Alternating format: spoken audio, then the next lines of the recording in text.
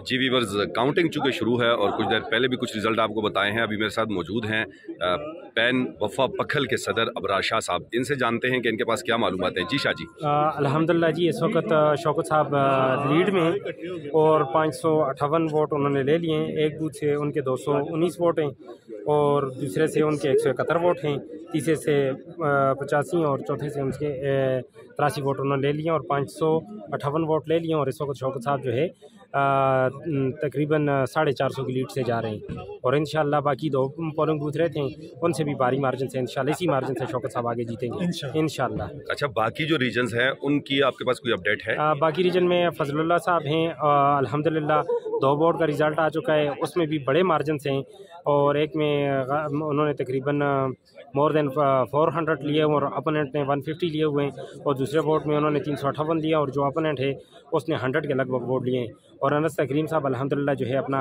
जीत चुके हैं जी। और जो हमारा सवात रीजन है वहाँ से भी हमारे जो शाह साहब अमजद अली शाह साहब हैं उन्होंने विन कर दिया, तो तीनों रीजन अल्हम्दुलिल्लाह जीत चुके हैं। चौथे रीजन में हम लोग जो है 558 वोट हमने हासिल कर लिए हैं और अगले 2 वोट का आते ही इंशाल्लाह हम सुरखरू होंगे इंशाल्लाह लीड के साथ जीतेंगे। थैंक यू सो मच जी, आज न्यूज़ को टाइम देने के लिए। Thank you.